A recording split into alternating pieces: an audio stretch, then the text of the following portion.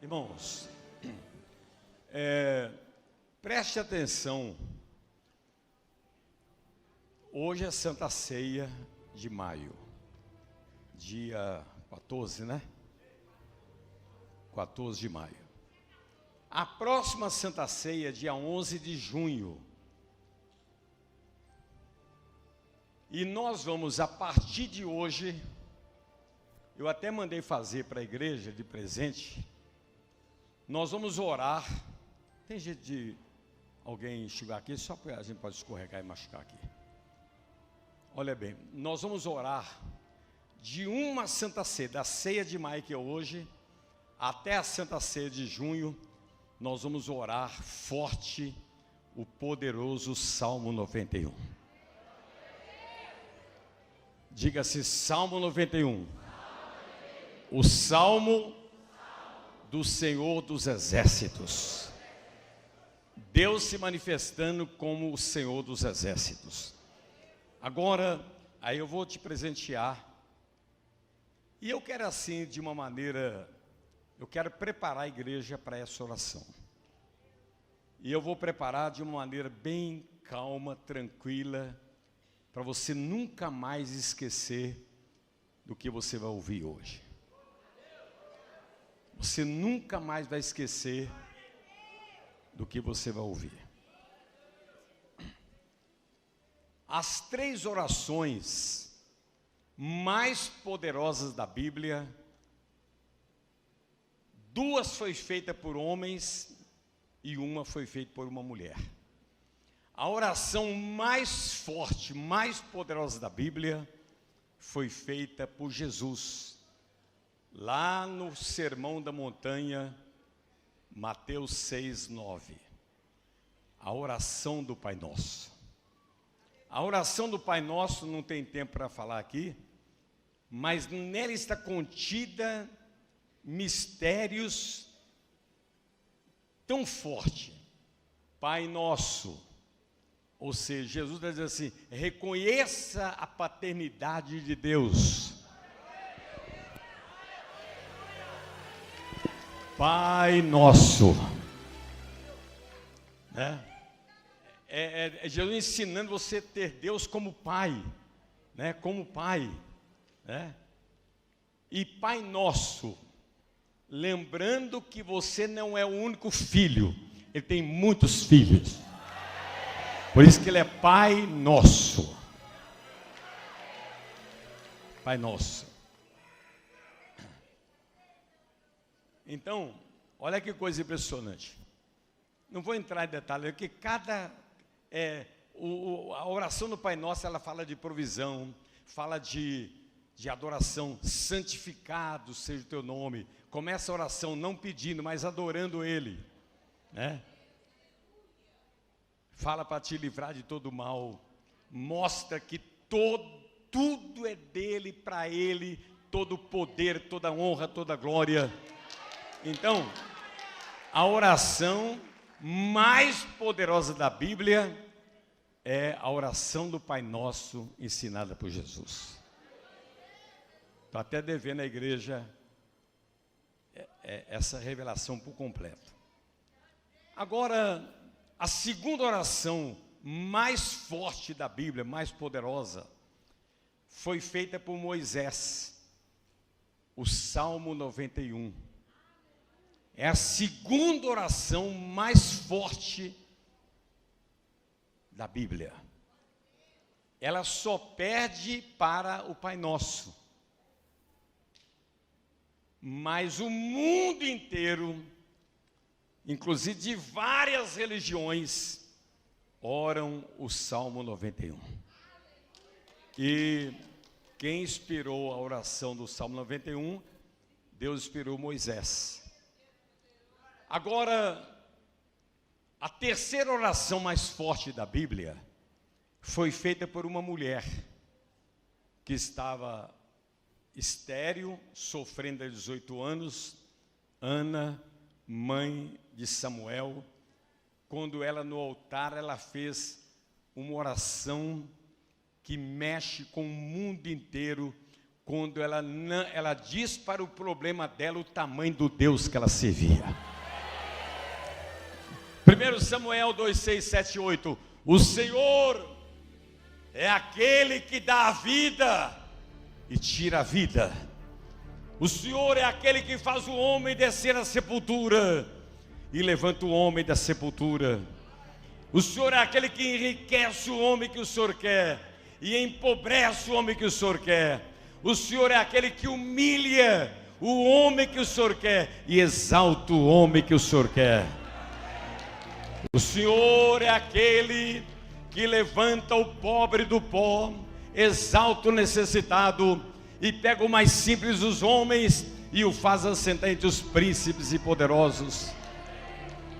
Então, a terceira oração mais forte da Bíblia foi feita por uma mulher que queria ser mãe, que queria ter o milagre de gerar um filho. Agora, a oração do Pai Nosso, ela foi ensinada, gerada no Monte das Bem-aventuranças em Tiberíades, de frente ao mar da Galileia. A oração de Ana, ela foi gerada no altar do templo, diante de um problema antigo que durou durante mais de 18 anos. Agora, em qual momento nasceu a oração do Salmo 91? Em qual momento o Espírito Santo inspirou Moisés para orar dessa maneira? Aquele que habita no esconderijo do Altíssimo, a sombra do Onipotente descansará. Qual o momento que o Salmo 91 nasceu? Isso é de extremo valor, você descobrir dentro da Bíblia o momento que o Salmo 91 nasceu. E você vai descobrir que não é uma oração que você tem que fazer aleatoriamente, ela tem um momento certo para você fazer. O Salmo 91, ele nasceu no meio das 10 pragas do Egito. As 10 pragas no Egito foi, na verdade, a maior tragédia que uma nação pôde enfrentar.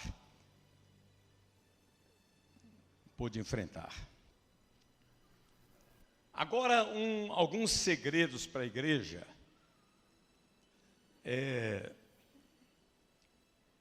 O Egito é um país muito grande. Tem jeito de colocar o mapa aí? O Egito é muito grande, muito grande. E Faraó,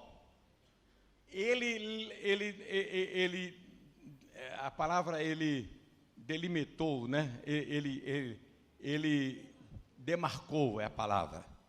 Ele demarcou uma terra, um espaço dentro do Egito, para que os hebreus escravos morassem.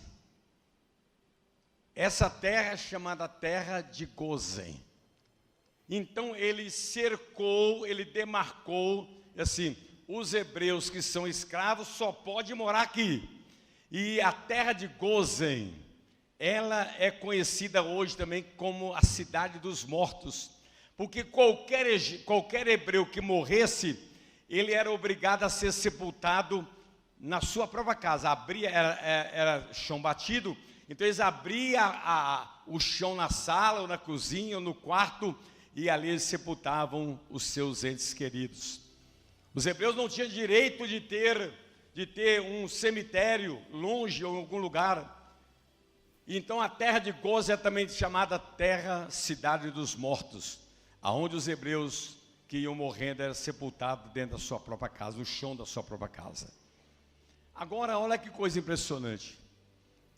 Quando Deus diz assim: Moisés, eu vou enviar praga sobre o Egito, E mediante essas pragas, o faraó vai ser obrigado a deixar o meu povo ir embora. Porque faraó se considerava o próprio Deus, né? Quem manda sou eu. Então, olha que coisa impressionante. Aí Deus falou assim: Moisés, chama os hebreus, os meus filhos, e diga para eles que toda praga que eu enviar sobre o Egito vai destruir toda a nação do Egito, vai pegar todo mundo, ninguém escapa. Porém, a praga não vai entrar na terra de Gósen. Olha o que está escrito: contudo, naquele dia tratarei de maneira especial a terra de Gósen, onde habita o meu povo, onde habitam meus filhos, onde habita o meu povo, nenhuma praga se achará ali, a fim de que saibas que eu sou o Senhor e estou agindo no meio dessa terra.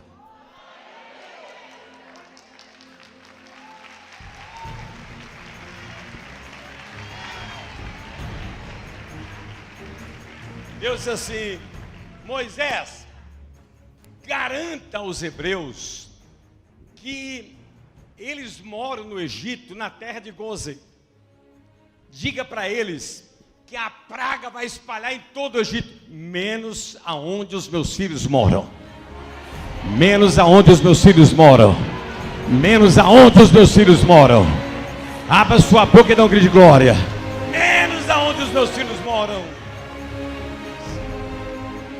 Por isso que ele fala assim, por isso está lá no Salmo 91, nenhuma praga entrará na tua casa. Está lá no Salmo 91. Agora olha bem, escuta com atenção. As 10 pragas, elas duraram em média, umas mais, outras menos, em média 7 dias. Cada praga que foi enviada durou em média 7 dias, algumas 10 dias, algumas 15 dias, algumas 3 dias. E agora um detalhe: toda casa de um egípcio, tinha no mínimo 2 hebreus trabalhando, limpando, varrendo, cozinhando. Então os hebreus saíam da terra de Gósen de manhã, e eles iam trabalhar, uns construindo as pirâmides, e outros trabalhavam na casa dos egípcios, como empregados ali, como escravo. Então todos os dias os hebreus saíam da terra de Gósen e caminhavam pelo Egito, trabalhando, cuidando dos lares, das casas dos egípcios. Aí Moisés chama 2 milhões de hebreus e diz assim: quando a praga for anunciada, ninguém sai da terra de Gósen, porque se algum hebreu sair da terra de Gósen, a praga pode atingi-lo fora, porque a proteção só está onde os meus filhos moram. Porém, olha bem, as pragas foram coisa tão violenta que ela destruiu a nação egípcia em todos os sentidos. Mas ela também cada praga afetou o emocional dos hebreus, porque eles sabiam de tudo que estava acontecendo fora da terra de Gósen. A praga da água transformar em sangue. Eles levantam, na hora que eles foram lavar o rosto, os egípcios, era sangue. Quando ia abrir o chuveiro para tomar banho, era sangue. Quando abria a água da torneira para fazer comida, era sangue. toda a água do rio Nilo, aonde tinha uma fonte de água no Egito, tudo virou sangue. Aquilo, o sangue foi apodrecendo e um mau cheiro dominou a nação do Egito. Ninguém conseguia beber sangue. Foi uma tragédia. O pessoal gritava, chorando, gemendo. Depois veio a praga das rãs. Milhões de sapos, rãs, saíram do rio Nilo e invadiu as casas, os telhados, tudo do Egito. E as rãs foram morrendo, e a Bíblia diz que o mau cheiro produzido pelas rãs mortas invadiu a nação egípcia, mas nenhuma rã entrou na terra de Gósen. Nenhuma rã entrou na terra de Gósen. Praga alguma entrará na tua casa. Praga alguma entrará na tua casa. Abre essa boca da glória. Agora olha bem. A praga das moscas. A praga das moscas. Uma tragédia. Todos os lares, tudo enquanto é lugar, mosca para tudo enquanto é lugar. Depois veio a praga da morte dos animais. Todos os animais dos egípcios morreram. Depois, olha que tragédia. A praga da chaga, das feridas, das úlceras, dos tumores. Os hebreus levantaram, aliás, os egípcios levantaram, a carne deles estavam podre, tumores, feridas, tudo, até Faraó. Faraó olhou para o corpo dele todo podre, todo saindo pus, sangue. Não ficou um egípcio sem a carne dele apodrecer. A praga da chaga das feridas. Depois veio a 7ª praga, chuva de pedra, granizo. Pedras grandes foi derramadas sobre o Egito, quebrando casa, quebrando telhado, quebrando tudo, arrebentou com tudo. Tudo. Depois a 8ª praga, a praga dos gafanhotos, que produzia fome, comendo o alimento dos homens. A 9ª praga é uma coisa impressionante. A praga das trevas. A escuridão era espessa. Você podia pegar, tipo fumaça. Você podia pegar na escuridão. Era palpável a escuridão. Ninguém conseguia enxergar o rosto de uma outra pessoa. Agora olha bem. Todas essas pragas trouxeram pavor, choro, medo, angústia em toda a terra do Egito. Mas a 10ª praga foi a que trouxe a maior tragédia, a morte dos primogênitos. A morte dos primogênitos. Quando deu meia-noite, o destruidor, o espírito da morte, ele entrou dentro de cada casa de um egípcio. E ele, como se tivesse uma lança, ele foi ferindo o primogênito de cada família egípcia. E o primogênito de cada animal, todos os primogênitos de cada animal morreu. Então, a praga da morte dos primogênitos foi a mais violenta. Morreu o primogênito de Faraó, morreu o primogênito dos grandes homens do Egito, não escapou nenhum. Eu estou pensando, calculando e pesquisando, naquele dia morreu mais de 1 milhão de primogênitos, no mínimo. Na casa dos egípcios havia choro, gemido, lágrimas, grito,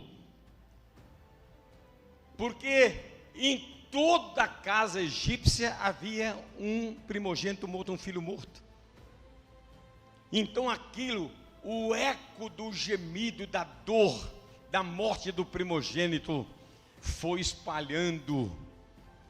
Enquanto, preste atenção, na casa do Egito, de um egípcio havia morte, na casa dos hebreus havia vida. Na casa do egípcio havia tristeza, na casa do hebreu havia alegria. Então, é uma coisa impressionante. Agora preste atenção. A notícia da morte dos primogênitos invadiu a terra de Gósen. Não sobrou nenhum primogênito. Nenhum primogênito. Todos morreram. Aí alguém perguntou, mas inclusive o primogênito de Faraó morreu, está morto, tem luto no palácio. Tem luto no palácio. O Faraó, ele honrava o meu primogênito, que era o futuro herdeiro do meu trono, está morto. Era tragédia. E aquela má notícia espalhou em Gósen, na terra de Gósen, no arraial dos hebreus. E eles esqueceram que Deus tinha dito, na terra de Gósen a praga não vai entrar. Na terra de Gósen a praga não vai entrar. Aí neste momento que Moisés percebeu que 2 milhões de hebreus começaram, aquela mãe, aquele pai hebreu, pegava o primogênito e abraçava e disse, não, o meu primogênito não. Eles começaram a gritar com medo da morte atingir os primogênitos dos hebreus. Quando Moisés percebe que a tragédia enfraqueceu os hebreus, e que os hebreus começaram a gemer também com medo do primogênito deles morrer. Aí os historiadores dizem que Moisés sobe no monte mais alto da terra de Gósen, e ele reúne 2 milhões de hebreus. E ele disse assim, Hebreus,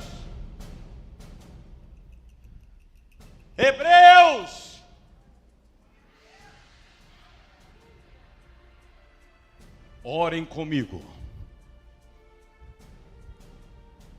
Aquele que habita no esconderijo do Altíssimo, a sombra do Onipotente descansará. Direi do Senhor, Ele é meu Deus, o meu refúgio e a minha fortaleza, e nele confiarei, porque Ele te livrará do laço do passarinheiro e da peste perniciosa. Ele te cobrirá com suas penas, e debaixo das suas asas estará seguro. A sua verdade é escudo e proteção. Não terás medo do terror noturno, nem da seta que voa de dia, nem da peste que anda na escuridão, nem da mortandade que assola o meio-dia. 1000 cairão ao teu lado, 10.000 à tua direita, mas tu não serás atingido. Somente com seus olhos contemplarás e verás o castigo dos ímpios, porque tu, ó Senhor, és o meu refúgio, no Altíssimo fizeste a tua habitação. Nenhum mal te sucederá, nem praga alguma chegará à tua casa, porque aos seus anjos dará ordem a teu respeito, para te guardar em todos os teus caminhos. Eles te sustentarão nas suas mãos, para que não tropeces com o teu pé em pedra alguma. Pisarás sobre o leão e a cobra, esmagarás aos pés o filho do leão e a serpente. Porquanto tão encarecidamente me amou, também eu livrarei. Pô-lo-ei em retiro alto, porque conheceu o meu nome. Ele me invocará e eu lhe responderei. Estarei com ele na angústia, dela o retirarei e o glorificarei. Fartá-lo-ei com vida longa e lhe mostrarei a minha salvação. E lhe mostrarei a minha salvação. E lhe mostrarei a minha salvação. Abre essa boca e não grite glória. aquele que habita no esconderijo do Altíssimo, a sombra do Onipotente descansará. Direi do Senhor, Ele é meu Deus, o meu refúgio e a minha fortaleza, e nele confiarei, porque Ele te livrará do laço do passarinheiro e da peste perniciosa. Ele te cobrirá com suas penas e debaixo das suas asas estará seguro. A sua verdade é escudo e broquel.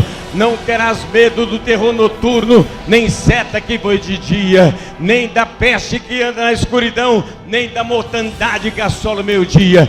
1000 cairão ao teu lado, 10.000 à tua direita, mas o seu primogênito não será atingido. O seu primogênito não será atingido. Um berro de glória.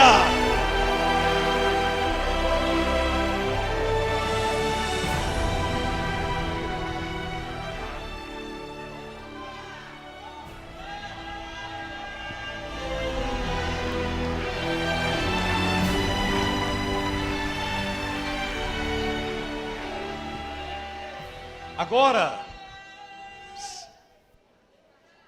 dá água com açúcar para ele. Olha aqui nos meus olhos. O Salmo 91 nasceu no meio da mortandade dos egípcios, dos primogênitos. Nasceu no meio de gemido, de gritos, de pânico, de pavor. O Salmo 91 nasceu no meio da morte, das 10 pragas, de pânico, de medo, de pavor. Então, preste atenção na orientação que eu quero te dar.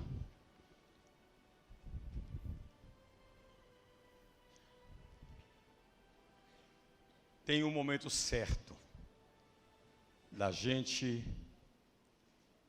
O Salmo 91, ele é uma bomba atômica. Você não vai usar uma bomba atômica para matar um mosquito.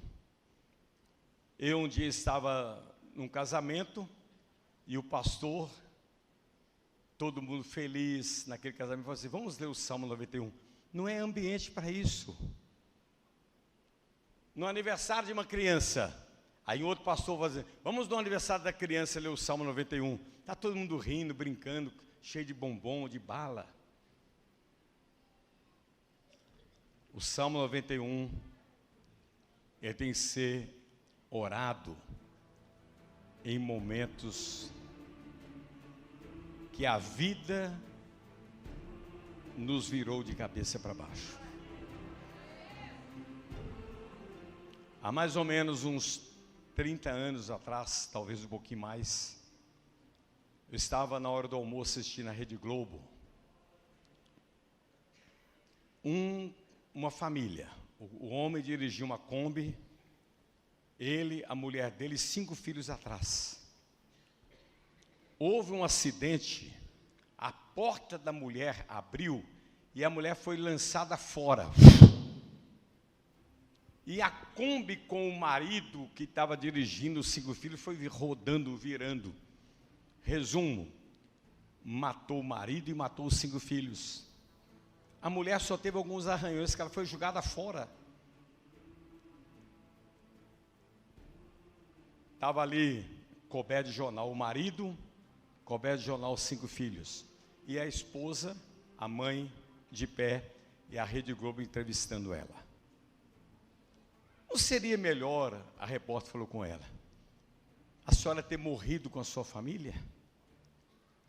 Aí ela diz assim: aquele que habita o esconderijo do Altíssimo, a sombra do Onipotente descansará. Direi do Senhor, Ele é meu refúgio, meu Deus, a minha fortaleza, e nele confiarei. Ela foi ali, diante da televisão, mostrando o momento certo que a gente deve clamar pelo Salmo 91, pelo Deus do Salmo 91. Todas as vezes que Israel, ao sair do Egito, eles oraram lá na terra de Gozem, na mortandade dos primogênitos, nas 10 pragas, Moisés ensina eles a orar. Eles fizeram um cântico, e Moisés disse: todas as vezes que Deus nos livrar, nós vamos cantar e orar o Salmo 91. Israel, eles oraram o Salmo 91, do outro lado, depois que Deus abriu o Mar Vermelho. Israel orou o Salmo 91, depois que Deus derrubou a muralha de Jericó. Israel, todo hebreu, todas as vezes que Israel é ameaçada de guerra, todas as vezes que as nações se unem para destruir Israel, todo hebreu, o pai e a mãe, os filhos ajoelham e diz: aquele que habita no esconderijo do Altíssimo, a sombra do Onipotente descansará. Então, o Salmo 91, você tem que guardar ele as 7 chaves, porque ele é muito forte, ele não pode ser orado. Você está lá na praia, debaixo de uma sombrinha, tomando água de coco, ali está tudo bem, e você pega na mão da sua mulher e fala assim: querida, vamos orar o Salmo 91. Não é esse momento. Quando Moisés percebeu que o medo, o pânico, a tragédia entrou no coração dos hebreus, medo da morte, medo do que poderia acontecer, o sofrimento fez eles esquecer da promessa de Deus.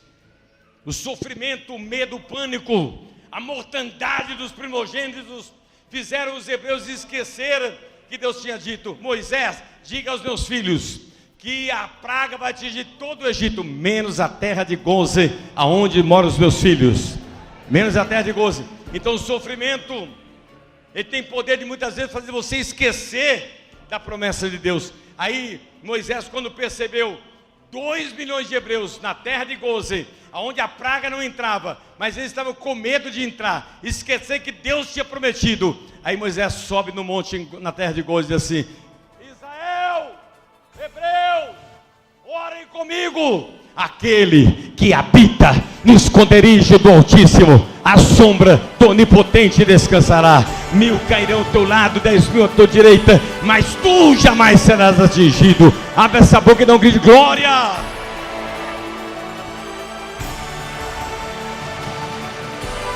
Dá uma rajada de glória, dá uma rajada de aleluia. Fica de pé. Agora,